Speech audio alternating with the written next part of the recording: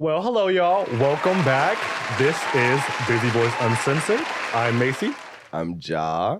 I'm Sakani. And I'm DeMonte. And you're watching Season 4, Episode 3. Now, let's take a pause. So many of y'all are not subscribed. Oh, In our first episode this season, we got almost 7,000 views. We looked at the numbers. 60% of those views were not by subscribed people. So stop what you're doing, pause the video, and just hit that button. It is free. It don't cost you nothing. It really supports the channel, and we really, really need you to just hit that button real quick. It's not gonna kill you. Don't be scared of it. At all. Eat bestie. Clock them. it. Because a lot of our recurrent viewers are also not subscribed. So Right. Yes. you keep coming back, girl. Just And turn on post notifications on Instagram Yes. while we at Give it. us and leave a something. like and a comment and go into your Apple Music Just as love well on as your us. Spotify The library. fuck? You Leave know? something in the comment. We have almost 7,000 followers on Instagram. Let's Click translate the that. subscribe button on YouTube. Eat Thank it. you.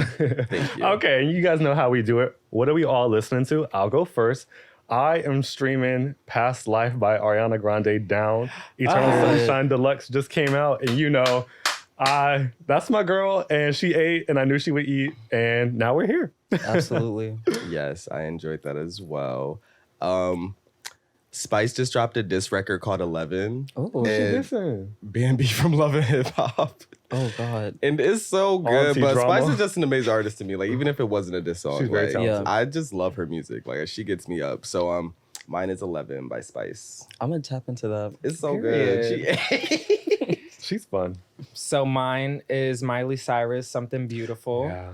She just came out with, the singles came out, but her album comes out May 30th. Okay. And I cannot fucking wait. Like, the way she just integrates different genres together is just chef's kiss. Yeah. And I just love her down. Absolutely. Yeah. She's in her artistic bag this year. Yeah. This I'm new excited to see era. what the whole film will be too. Yes. Because even from like the snippets, I'm like, ooh. It's very artsy, very Yeah. fashion down. Like, bitches She in looks archive, amazing. Terry Mugler. Yeah. Like, Yeah. Necessary.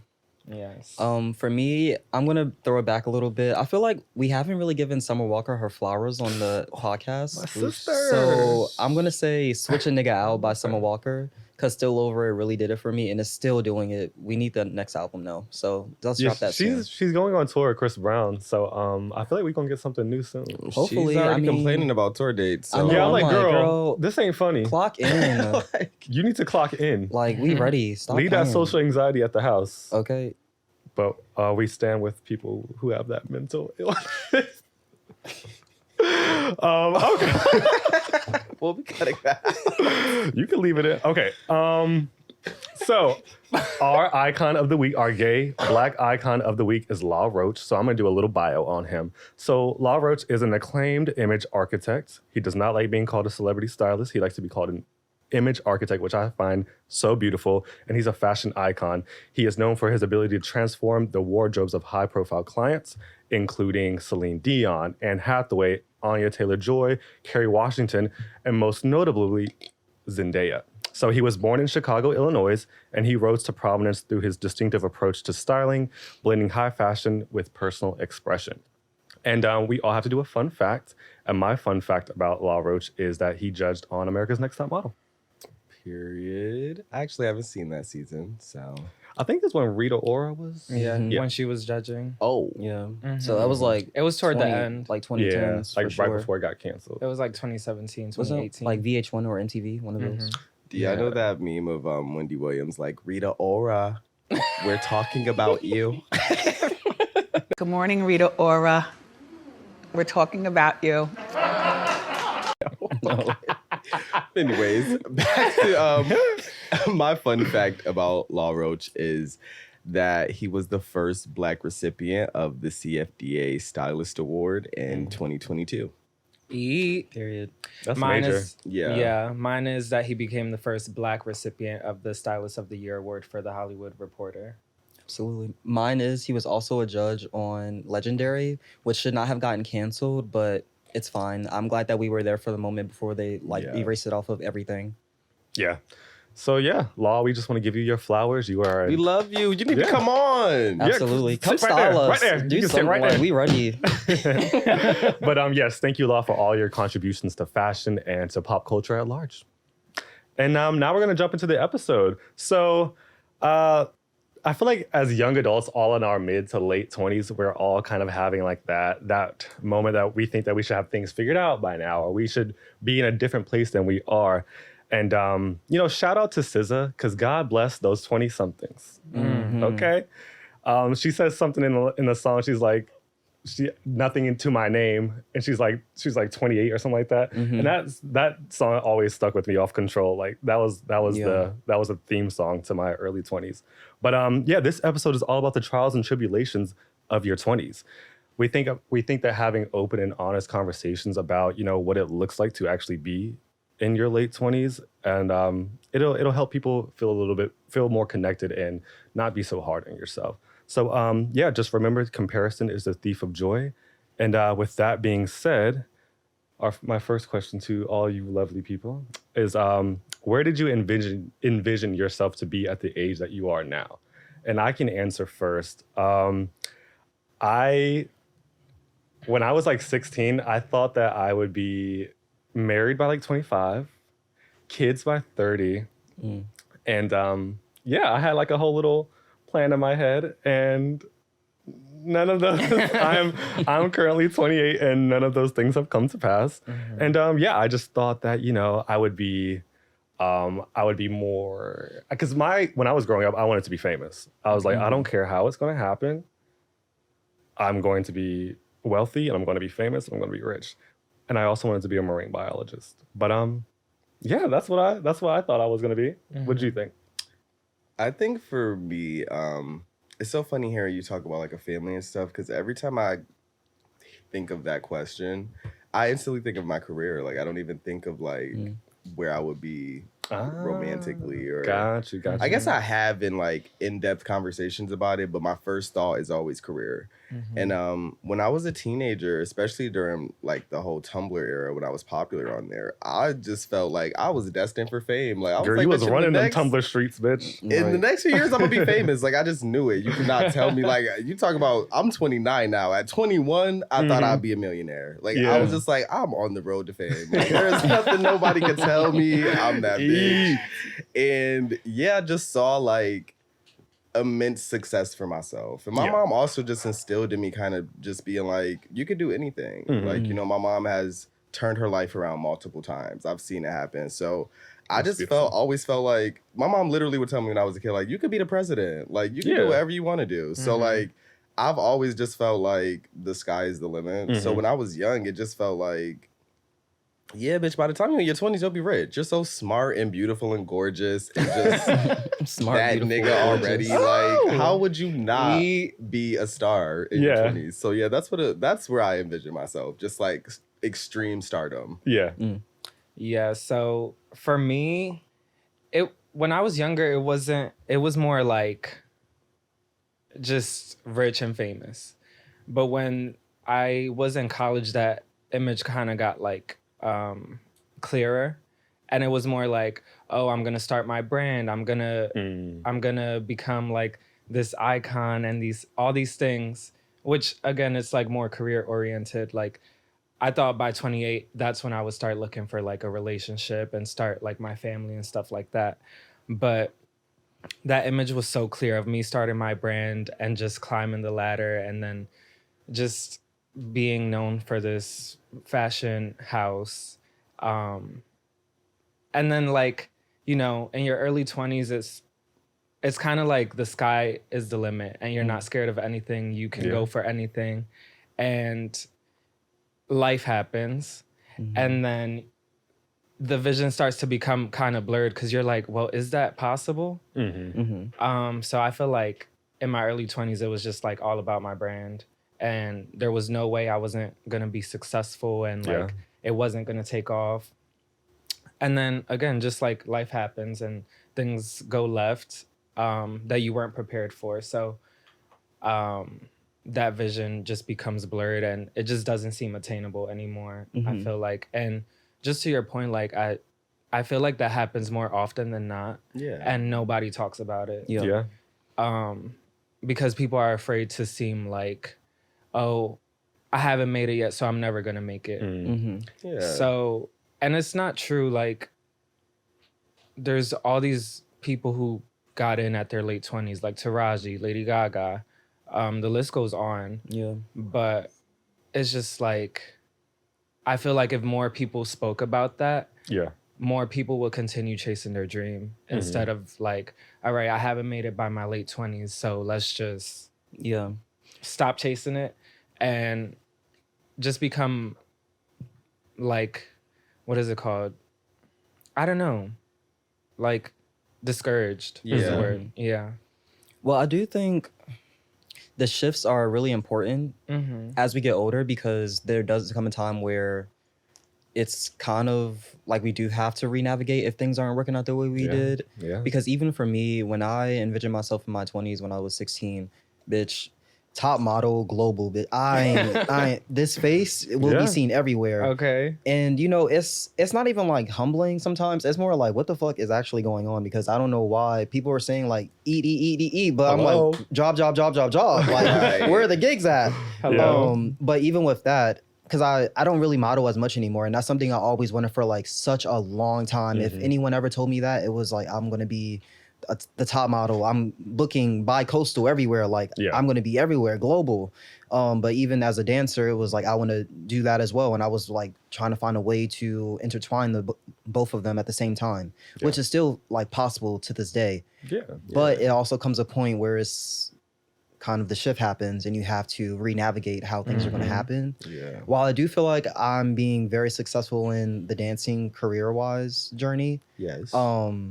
the modeling is something that is really starting to fade away from me, and I'm starting to really accept it for what it is rather than like fight against it. It gets old. Which, bitch, I'm like patting myself on the back That's for that. a hard industry. Yeah. Like, Yeah. I mean, I think all art industries are pretty like difficult, Cutthroat. but modeling is so like, Yeah. You just don't know when you're gonna get booked. yeah, and it's like like if people, you not that's up people's there, livelihood. if you're not one of them names, I just feel like it's so hard to have a stable career. Yeah. Yeah. And yeah, I commend y'all for even pursuing There's it. just there's just not enough stability. Yeah. Yeah. But when In the it's arts. good, it's good, babes. When you're good, you're good. Yeah. But also, one thing into the modeling industry, more commercial jobs book more than high fashion. Oh, So yes. when you book like a Yes. Target commercial, bitch, you good for the rest of the year. Okay. You book a Nike, you're good, and then they'll keep a lot Girl. of these campaigns will keep calling you back, like the companies.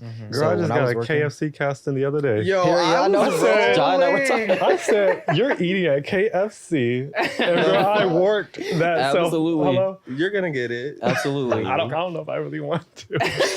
Well, Yo, we're not I'm gonna, like, we're not gonna shit. claim that. We need that coin. Okay. No you gotta shade. Got you. Okay, so what has been everyone's biggest, like, what the fuck am I doing moment? Like, I am insert 28, 29, 27. What the hell am I doing? Bitch. I've had several. Hello. My first one happened at 25. I was like, what the fuck is going on? It was like a couple months before I turned 25, and so I worked in corporate since I was 21. My first job was at Chanel, and I thought from there I was going to climb the corporate ladder. And that just didn't happen because I just didn't think people were that mean in the corporate world. And people stay in their jobs forever in the fashion industry because it's like people don't leave their jobs, so it's hard to climb the corporate ladder. I think it's like that in corporate, like Period. almost across the board. Yeah, so it was like, okay, so I was just switching from job to job, and my resume ate down in college. Post college, I like started jumping around jobs, and it just became scattered everywhere. But I lost my thought. Well, like, what's your biggest what the hell moment? Yes. 25. So when I wasn't climbing the corporate ladder the way that I wanted to, come 25, I was like, okay, what the fuck am I doing actually? Because my career is becoming scattered all over the place. And again, it just goes back to like, it starts to blur your vision of what the bigger picture was. So my first what the hell moment was at 25, and I got really depressed. You remember this. Yeah. It was like my family came up to surprise me for my birthday because I didn't even want to do anything for my birthday. I was just like, I don't want to be here, actually. Like, I just need to go away for a while and regroup and, like, Yeah. just get my mental together. So that was my first what the hell moment. And that was, like, when you guys surprised me for my birthday with the cake at your old apartment. Oh my God. And that just made me so happy because I was so... You said what? I was hiding in the Oh my closet. You were. I was like, "Where's Ja?" So, I don't know. But yeah. So I appreciate you guys being there for me because y'all didn't even know, well, Tay knew, but you guys didn't know Yeah. what Yeah. I was going through mentally, and that just like made me feel so much better. I love that. Of course. You don't even know the impact that you have. Yeah. So yeah, that's Yeah. beautiful. You made it through. Yeah. Anybody else biggest what the hell moment? So you said in your 20s, right? Well, you're not Late- 30 or 40. Mid to late 30s. Well, I had like 20s. one. I think I was like 19, Yeah. and I this was before I moved to New York City. I think at this point I had moved here, then moved back home, and I was trying to move back. And Wait, what? yeah, like because I moved here when I was 19. Mm-hmm. And then I was here till I was 21, and I moved back home. Okay. And I moved back to the city right before the pandemic. So I was like Oh, okay. 26 or something like that. So, okay, I think I was 21 already. So I moved back home, and I was like staying with my mom, and I was just like, I just had a moment after work one day. I was working at Target, and one thing about me, I keep a job. Like, I'm gonna get like I have such big goals that I always felt like, because every time I hear success stories where they're like, I just quit my job and I just said fuck it and put everything into my art, I just be like, I could never do, like, I need to get some money to put into my art so I don't look, like, I just feel like I can't never look too, like, broke of a struggling artist, bitch. Like, Okay. I gotta get, I need to eat. yeah, Okay. like, I can't downgrade. So I'm Hello? just like, for me, I always I felt agree. like I you have agree. to have money to put into that dream. So you gotta have a job. Like, Yeah. so suck it up. You gotta work at Target. I'll never work at McDonald's. But you know, if I had to, like, if I had to though, I would have. Yeah. That's Basically, real. is what I'm saying. So, I was just stressed after work, and like, I was already rapping at that point, and I just really wanted to like make it with rap, and I was just like, I just started crying in my room one night, and I was just like, I don't know if I should be doing this. Like, should I be like on a different path while I'm becoming an adult? You know, like I'm chasing this dream, and at that point, it was already a few years. I had been rapping since I was 16, and I was just like, I don't know if I'm gonna get where I want to be in the time frame I want to be there. Yeah. Like, so I was just literally like, I'm getting emotional thinking about it, but I was just so like, just rethinking my whole life. Like, am I on the wrong path? And my mom, I don't know if she heard me crying or she was just like knocking on my door, but like she heard me crying after I said like come in, and she just like sat with me, and she just kind of was just like, you know, like you could whatever path you want to take, you know, like you have support, like we got your back. And yeah, I was just like, I was still contemplating after that, but she made me just feel like I have nothing to lose, you know, Yeah. like she always has told me to just like reach for the stars. And That's so good that she instilled that confidence in you. yeah, no, she's the same way though. Like she's Yeah. just so like go getter. Like you can't tell her she can't. Like you can't tell her she can't do something. So she really did instill that in me, and she just kind of like brought me back to reality. Like I didn't have anything to lose. Like I don't have any kids. I don't have any big bills. I don't have any crazy responsibilities. So yeah, that moment was the first time. I've had plenty since then. That was the Girl. first one where I was just like, what the fuck am I doing? And am I Yeah. wasting my time? Yeah. I feel like I have a what the fuck am I doing moment like once every year. Like, but the biggest one in memory to myself, I'm trying to think. I think it would be like when I went to Paris for modeling. And so backstory. I flew to Paris for modeling. The modeling agency, they paid for my stay. I was out there for like 2 months in Paris, enjoying life. And I was hustling, trying to get the gigs, trying to do the modeling shit.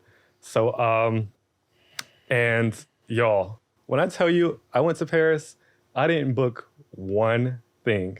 I probably went on at least 40 Oh my go-sees God. and castings for Fashion Week That's a and lot. things like that. And to make it all to make it all worse, I don't know if you guys remember the episode where we talked about how I kind of my unhinged story, how I kind of broke up my ex and his current boyfriend. Current boyfriend was there with me, and he was booking everything. Oh my God. I literally saw karma work in front of me, and I didn't book anything. He was booking everything, and we stayed together. We stayed in the Airbnb together because we were assigned to the same agency. So I literally just saw karma working in front of me. I was just like, what the hell? I thought I was on Impractical Jokers. I'm like, where are the cameras? Literally. Where's that Where- picture? I'm like, such a is good someone show. gonna come out with like and start laughing? But I came home from Paris and I was just depressed for like months after that. Months. And then I was like, fuck it. I'm gonna move to New York. And then I moved to New York. And now Here we are. So so that was like my most like, what the fuck am I doing? I'm like, I'm out here trying to hustle and do this modeling shit and it's not working out for me. Yeah. But For me, I will say I always have what the fuck moments almost like every week, to be honest. And it's not in a sense of everything's negative, but it's just what the fuck is actually going on. Yeah. Down to spending habits, down to like priorities, and just it's so many things that we don't really think about until we are in the positions of when we're older. And it's like, but you got no one else to go to right now. You have to figure it out for yourself. Literally. And it's a humbling moment again. But one of my what the fuck moments was when I moved to New York, and I talked about this on season 1. It was the mental health episode. So just like trigger warning a little bit. But it was when I moved there and I was just doing so many auditions and I was making it to the last round. And you know, some of the dance auditions I've told y'all about, it's always, it could take days. And you know, you get cut or you like, they ask you to keep coming back. And I think that one I was like really happy about because I told y'all, I was like, I feel really good about this one. And then it was like the waiting process too, which is also very annoying. Whether it's a job, whether it's a gig, it's just the waiting process is just so fucking annoying because they take like a week, a month. It doesn't even matter. They just do it on their time. And I didn't get that one. And that really caused me to crash out because I was like, there's no way I'm making it all these rounds to where there's 2 people in a room and then I'm still not getting picked. And it was happening several times. It wasn't just one and done situation.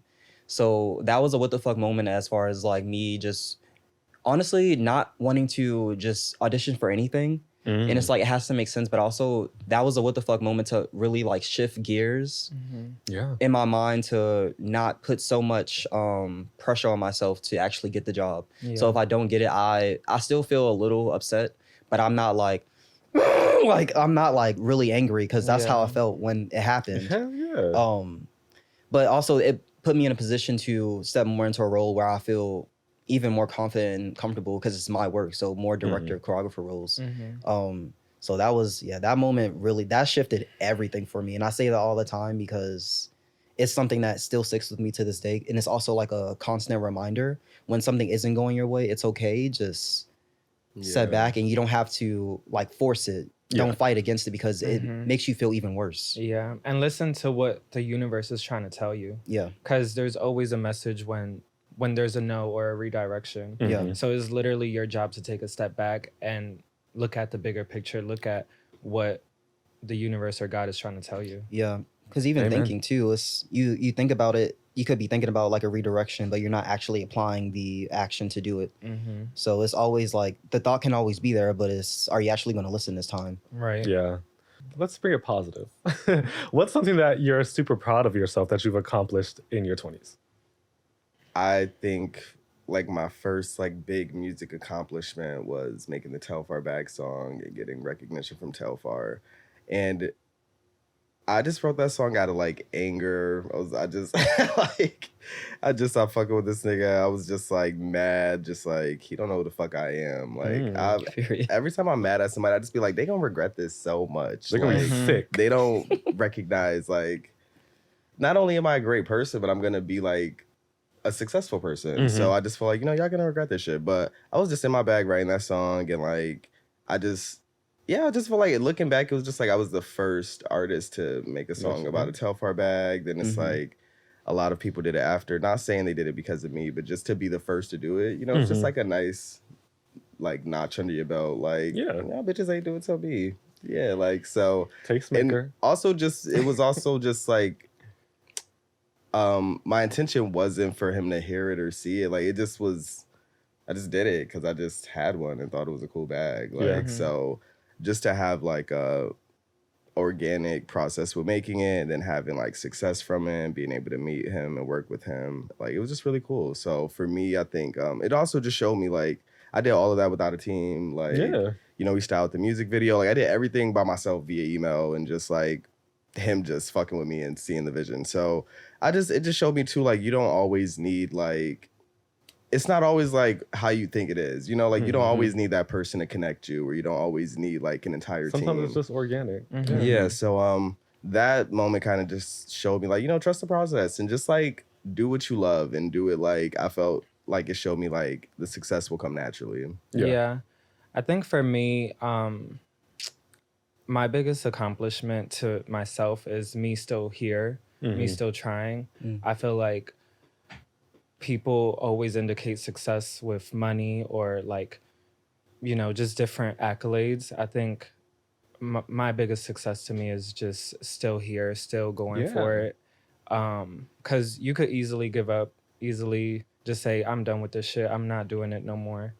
And yeah, just here, just healing on the journey of life. Like, and you know, there are things that I could say that I've accomplished, I don't know, like superficially, but I think just honing it in on what I'm feeling right now. Yeah, that's real. Yeah.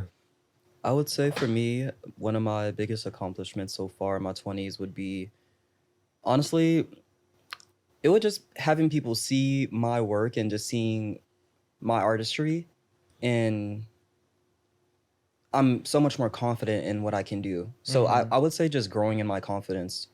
Overall, as a person, as an artist, as a communicator, as a friend, as a romantic partner too, I feel there are just so many things that as a gay Black man, we don't know the answers to until we're actually in situations. And that can even go, that's a umbrella term, obviously, but there's so many things that we don't know until we're actually in situations. So I would just feel like growing in confidence for me. Like even the way I talk now, I feel is much different than how I talked season 1. Yes. Like, but never again. You had to open up a little. Absolutely. A lot. We all did. A lot, babes. Ooh. Clock it. Open the fuck up. I think for me, I'm like just like beating my circumstances. Like I grew up really, really poor. Like I grew up like dirt poor. So, and I was always like, I'm gonna get out of this. I'm gonna be that girl. And yeah. 100%. So like, you know, just traveling and seeing the world, I'm proud of myself for doing that because where I come from, a lot of people just stay in that city, never get on a plane, never, you know, so I'm proud of that. I'm proud of walking runways. I'm proud of, you know, getting my master's degree. Like, I'm just proud of myself for Absolutely. Yeah, I'm just proud of myself for like not staying in that because I could have easily just been like, this is my reality. This is what I should accept and just stay there. But, you know, I just beat the odds. So I'm proud of myself for I that. do want to say I'm very proud of us for just the growth that we've had in the span that we've known each other. But even like before that, I feel we've always been the ones to like just push the momentum. Yeah. Whether it's like fighting against us or not, like it's kind of like, well, we have to keep going. Like you said, like just being here is an accomplishment because there's so much shit that goes on in this world by ourselves and also like together and even like outside of us. It's much bigger than just us. So I'm really proud of us for that. Yeah, I think we were all destined to meet and to do this. Yes. I think we have a Costa greater Rica. purpose in the world. Than Yeah. just, So many fans watch the show and they just feel so seen and so heard. I think we really set out and we accomplished our mission and we're going to continue to do so. Yeah. Absolutely. make that money. Okay, I think we have Sponsorships. time for one more question, then we're going to do the audience question. What is the biggest lesson you've all learned in your 20s? Or that you're learning currently? I think for me, like I mentioned before, is taking the step back and looking at what God is trying to tell you. I think for so long I was trying to fight against the message that was trying to be told to me, and tragically losing my aunt, I chose to move back to Philly and be back with my family. Yeah. And it's just given me a different perspective on life, and kind of like accepting this transitional period in my mind, in my career, mentally, physically, and, you know, just accepting what life throws at you and continue to fight and keep going. Yeah. I love that. Yeah. I would say I'm currently learning to just be present, like you said. I feel like that's like an ongoing lesson though for me. Yeah. Like, because I tend to think about the next thing. Like, you know, right after the show, I was like, okay, now I need to worry about what's happening right after this is done. Yeah. But I think just a constant reminder of being present, or just telling myself to be present, is enough to be a lesson forever. So Yeah, I've been telling myself all week, like, stop always looking to the future and look what's in front of you. Appreciate what's in front of you. Yeah. I think the biggest lesson I've learned is finding the balance between being optimistic and seeing things for what they are. And I think that's applied to just like life, friendships, relationships, jobs. Like, I think sometimes I can like really want things to be better than they are. So like, I'm just like, you know, like you got to make it through this rough point. But I think I've been like blinded by being so optimistic sometimes, but I also don't ever want to lose my optimism and feel like just because you see a dirt road, it can't become something else, you know? So I just think it's been finding the balance between that. You know, I think it's like hard to sometimes be an optimist and a realist at the same time. So just finding the balance between the two, and you know, keeping the spark alive that beautiful things can happen, but being real that like everything isn't a beautiful situation, you know? Yeah. I feel like the biggest lesson I've learned is like practicing mindfulness. Like, just like, I think about the person that I was as a teenager. I was just like emotionally insecure and emotionally volatile. And I've just learned how to just regulate my emotions so much more. I've learned like affirmations. Like, I didn't know what no affirmations were. And I wish I did when I was a teenager. I would have been like so much more happier. Yeah. And like meditation and just like yoga and just mindfulness in general. Like mindfulness as a life practice. Like, that's the biggest lesson I've learned. Yeah. absolutely.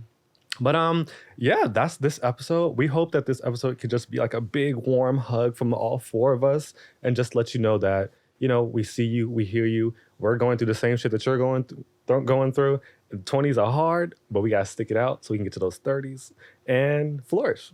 Absolutely. We should have did School and Life by Beyonce for this episode. Oh, that'd be Hello. cute. That would have been a Yes. good one. Ain't a doctor. She ain't. can make Okay, it feel- so changing gears. Ooh, we have an Uh-oh. audience question, y'all. So I like this question because people always got shit to say about the sides. So can any of y'all ever be considered a side? For me, Wait. absolutely yes. Before we get into that, can you just, whoever Define. our Oh, audience doesn't know what a side is? So a side is someone who is that, doesn't like cellulite? penetration. They don't want to penetrate you, and they don't want to get penetrated. They just want to sit side by side. Y'all both jack off. They play with your nipples, and you kiss a little bit and nut. They suck dick though too, right? Yeah. Yeah. You It's be like on oral everything side. but penetration. Yeah, as long as that's in there. Right. It's just like real, like, you know, bro shit. I need penetration, so I wouldn't consider that. No. I feel like I've had people like I just get head from. So for me, like, Hell yeah. wait, they said in a relationship? No. Just Like you could be one? Yeah, I could be one. Like there's people No. I'm that like It's I've, just, have you ever considered it? well, I don't have to consider it because I've done it. Like, so, yeah. yeah, like there's some people that has been the extent has only been like oral. Like it hasn't Yeah. been anything beyond that. So in that sense, but I never really thought of that as side, because like side is a newer term. Like Yeah. I've like when I think of it, I think of someone who's really into like beating off with you and playing with your nipples. It's like they're not just into sucking dick. Like where I'm thinking of somebody who just Wait, they what? just want to suck dick. Like so I love it. I think sides are important because Yes. It's also in relationships. You don't just no one's doing penetration every day. Like I'm not doing that shit every day. That's crazy to me. Whether I'm giving or receiving, it doesn't matter. I'm not doing it every day. tired. Yeah, but there's so many other ways that you can like please your partner. At least Yeah. I want some things. 100%. Huh? I said 100%. Yeah. I love But- it. Me and my ex-boyfriend, we used to set up in the car, set up the phone in the middle, watch porn, and jack off But in the car that's together. still not side if that's not all y'all do. Like taking a break from it doesn't make you a side. Like you're just not doing it tonight. I think a side is just Like that's yeah, y'all. all you that's are. all y'all ever did. That's all you ever will I think be. I could do it. Oh, I don't think that is possible for me. I could do for a long time, but I could do- eventually I could do like six. I could do 6 like days. 6 months, You 6 know, hours. All that douching and all that. Sometimes I just. I Yeah, could that's do it. what I think I like, could do it for I- like a couple months. Yeah, me Like too. 2 months. I I feel could like do I it. almost probably even do a year because I just love getting head. Like Yeah. that will get me there. So I don't In a- always want a dick up my but ass. damn, bitch gonna get lockjaw giving you head every fucking day, every hour. Well, of the that's day. also what it's like. Jerk off sessions too is a thing. I ain't Circle never do jerk. that, bro. I don't know if that's up my alley. It is a thing. Because I be But- wanting to do something. I be like, we just touching. Let's It also take it depends to on the circle next level. Just jerking off. together? honestly, Yeah. I don't mind jerking off. You know, my favorite kind. You know, let's you know, my favorite kind of jerk off is like, you know, like when you're like this and you're like right here and just like Ow. I love that I kind. tried that a few weeks ago. Yummy. Well, that's all the time that we have for this. Well, that's all. I know y'all want to hear so much more. that's all Maybe y'all get later from this us season. If they even made it to the question, shit. We gotta wrap this up. Yes. Thank you guys for tuning in. This has been a lovely conversation with lovely, lovely people. And we're signing off. Busy Boys out. We love y'all. We're so See you real. Yeah.